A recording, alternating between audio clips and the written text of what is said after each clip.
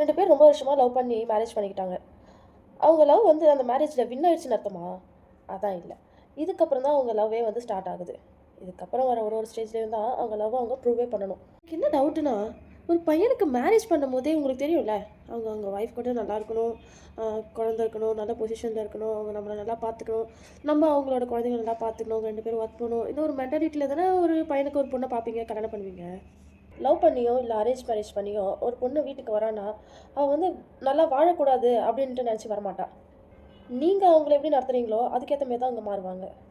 அதே மாதிரி எடுத்த உடனே அவங்களுக்கு எல்லாமே தப்பாக தோணாது. உங்கள் ஃபேமிலி மெம்பர்ஸே தான் உன்னை பற்றி அவங்க இப்படி சொன்னாங்க, உன்னை பற்றி இவங்க இப்படி சொன்னாங்க அப்படின்னு உங்களுக்குள்ளே நீங்கள் வந்து மாறி மாறி சொல்லிக்கிறதுனால தான் அவங்களுக்கு எல்லாமே தெரிய வந்து ஒரு பேட் திங் அவங்க மைண்டில் வர ஆரம்பிக்குது.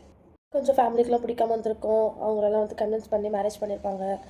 ஒரு பொண்ணு தான் ரொம்ப ஃபீல் பண்ணுற மாதிரி இருக்கும். ஏன்னா மாப்பிள்ளை வீட்டுக்கு போயிட்டு அவங்கெல்லாம் ஃபேஸ் பண்ணணும், கன்வின்ஸ் பண்ணணும். அவங்க வந்து ஒரு குழந்தையே பிறந்தா கூட அவங்க மனசு மாறவே மாறாது. அந்த மாதிரிலாம் இருக்கும். ஒரு ஃபினான்ஷியலாக கொஞ்சம் ப்ராப்ளம் ஆயிடுச்சுன்னு வச்சுக்கோங்களேன், உடனே பொண்ணு வீட்டில் என்ன சொல்லுவாங்க, உனக்கு நல்ல மாப்பிள்ளையாக பார்த்துருப்போம், நீ இந்த மாதிரி போய் மாட்டிக்கிட்ட அப்படின்னு சொல்லுவாங்க. வீடோ பையன் வீடோ 2 வீட்லேயுமே அந்த கதையை வந்து 2 சைடும் கேட்கவே மாட்றாங்க. கேட்காமலே நான் என் பையன் பக்கம் தான் நிற்பேன், நான் என் பொண்ணு பக்கம் தான் நிற்பேன், நீங்கள் பண்ணுறது தான் தப்பு, இவங்க நீங்கள் பண்ணுறது தான் தப்பு அப்படின்னு தான் நிற்கிறாங்களே தவிர 2 பேரையும் வச்சு பேசதே கிடையாது. என்ன ப்ராப்ளம்னு காது கொடுத்து கேட்கறதே கிடையாது. ஒன் சைட் கேட்டு ஒன் சைடே நடந்துக்கிறது. இதெல்லாம் கூட பரவாயில்லைங்க. நம்ம லவ் பண்ணி ஒருத்தவங்களை நம்பி போயிருப்போமே, அவங்க ஒரு விதமாக மாறினாங்கன்னு வச்சுக்கோங்க, அது அவ்வளோதாங்க. என் தங்கச்சி தான் என் அம்மா தான் முக்கியம்னு சொல்லுவாங்க பாருங்கள். ம். உங்களுக்கு ரொம்ப பிடிச்சவங்களா இருந்தாங்கன்னா அவங்களுக்கான டைம் கொடுங்க, ஸ்பேஸ் கொடுங்க, அவங்க அவங்க லைஃப்பை வாழ விடுங்க, அவங்கள டிசிஷன் எடுக்க வைங்க. உங்களால் அவங்களுக்கு எது முக்கியனே புரியாமல், ஒரு ஸ்டேபிளாகவே இல்லாமல், யார் பக்கம் நிற்கிறதுன்னு தெரியாமல், அவங்க ஒய்ஃபையும் அவங்க டிப்ரெஷன் ஆக்கிக்கிட்டு, அவங்களும் டிப்ரெஷன் ஆகிக்கிட்டு, ஹெல்த் இஷ்யூஸ் வந்து ஹாஸ்பிட்டல் போய் ஃபேமிலி கவுன்சிலிங்க்கு செலவு பண்ணிக்கிட்டு, ஒரு கட்டத்தில் இந்த லைஃபே வேண்டாம் அப்படின்ட்டு கோர்ட்டு கேஸுன்னு அலைஞ்சு ஆஃப்டர் டிவோர்ஸ் மட்டும் அவங்க மென்டலாக நல்லா இருப்பாங்கன்னு நினைக்கிறீங்களா? போய் டிவோர்ஸ் ஆனவங்கள கேட்டு பாருங்கள், டிவோர்ஸ் ஆனவங்கள பாருங்கள். யாருமே டிவோர்ஸ் நல்லா இருக்குன்னு சொல்லவே மாட்டாங்க. அவங்க மேரேஜ் ஆனாலுமே ஒரு ஒரு கஷ்டம் இருக்க தானே செய்யும். என்னதான் இருந்தாலும் ஃபஸ்ட்டு ஒருத்தவங்க வந்து இப்படி ஒரு பாஸ்ட் இருக்கிறது, அதை ஏன் க்ரியேட் பண்ணுறீங்க? எல்லா பொண்ணுமே வரும்போது நல்ல விதமாக தான் வராங்க. அவங்க ஹஸ்பண்டை நல்லா வச்சுக்கணும் தான் நினைப்பாங்க.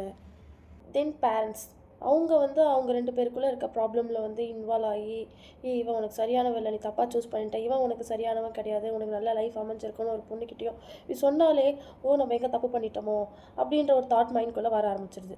தென் சிப்ளிங்ஸ், தங்கச்சியோ இல்லை அக்காவோ அப்படி இருக்காங்கன்னு வச்சுக்கோங்களேன், இவன் என் அண்ணனை வந்து என்கிட்ட பிரிக்கிறா, என் தம்பியை வந்து என்கிட்ட பிரிக்கிறா அப்படின்னு நீங்கள் இன்வால்வ் ஆகிறது, இவன் பண்ணுறதுலாம் சரியில்லை, நீ கேட்கணும், ஒன்று கேட்க மாட்டேற, நீ நீ கேட்காதனால தான் அவள் அப்படி இருக்கா, அவளை வந்து எந்த இடத்துல வைக்கணுமோ அந்த இடத்துல வை, நீ அடிமையாயிடாத, அந்த மாதிரிலாம் ஹஸ்பண்ட் அண்ட் ஒய்ஃப்குள்ளே ஒரு அண்டர்ஸ்டாண்டிங்கே இல்லாமல் ஈகோ வந்து ஸ்டார்ட் பண்ணி விட்டுட்டு கிளம்பிடுறாங்க. இந்த மேரேஜ் ஆனால் மட்டும் ஏன் இவங்கெல்லாம் இப்படி நடந்துக்கிறாங்க? அவங்களாம் ப்ரூவ் பண்ணுறாங்களாம், என்னானாலும் உனக்கு சப்போர்ட்டாக நான் இருப்பேன், நீ கஷ்டப்படுறதெல்லாம் பார்த்துட்டு நான் சும்மா இருக்க மாட்டேன், இன்வால்வ் ஆகி உன் லைஃபே நான் ஸ்பாயில் பண்ணிட்டு தான் கிளம்புவேன். நீங்களாம் வெயிட் பண்ணி ஒரு 15 இயர்ஸ்க்கு அப்புறம் வந்து இன்வால்வ் ஆகுறீங்களா? ஒரு 10 வருஷம் தாண்டினாலே நீங்கள் எங்கள் பக்கம் கூட வந்து எட்டி பார்க்க மாட்டீங்க. கைஸ் ஒன்றே ஒன்று தான் சொல்லுவேன், ஹஸ்பண்ட் அண்ட் ஒய்ஃப்குள்ளே வர ப்ராப்ளமில் யாருமே இன்வால்வே ஆகாதுங்க.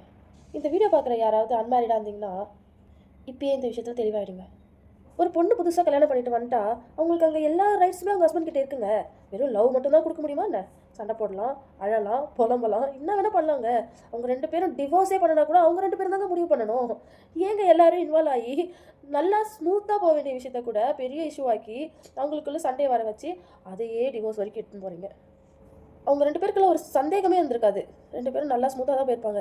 இந்த மாதிரி இந்த சிப்ளிங்ஸ்லாம் இன்வால்வ் ஆகி, இந்த சிஸ்டர் இன்லா மதர் இன்லாலாம் இன்வால்வ் ஆகி தான் அவங்களுக்குள்ள ஒரு சந்தேகத்தையே பிறக்க வைக்கிறீங்க. ஒரு டவுட் வருது, இந்த சந்தேகத்தாலே தான் உங்களுக்குள்ள சண்டையே வருது. பேசி உங்களால் ஷார்ட் அவுட் பண்ண முடிஞ்சால் நீங்கள் பேசுங்க. உங்களுக்கு பேச தெரியல, உங்களால் ப்ராப்ளம் தான் க்ரியேட் ஆகிட்டே இருக்குது அப்படின்னா ஸ்டார்டிங்கில் அவாய்ட் ஆகிடுங்க. ரொம்பவே பிடிச்சவங்க நம்ம வாழணும்னு நினைக்கிறவங்களா இருந்தாங்கன்னா கொஞ்சம் பொறுமையாக இருமா அப்படின்னு சொல்லுவாங்க, கொஞ்சம் பொறுமையாக இருப்பா அப்படின்னு சொல்லுவாங்க. இதுவே நமக்கு ஆப்படிக்கிற ரிலேட்டிவ்ஸாக இருந்தாங்கன்னு வச்சுக்கோங்க, எங்கே கேப்பு கிடைக்கும் அங்கே கடை வெட்டலான்னு கடை போட்டுருவாங்க. சில பேர்கிட்ட நல்ல குவாலிட்டி இருக்கும், சில பேர்கிட்ட கொஞ்சம் அப்படி இப்படி இருப்பாங்க.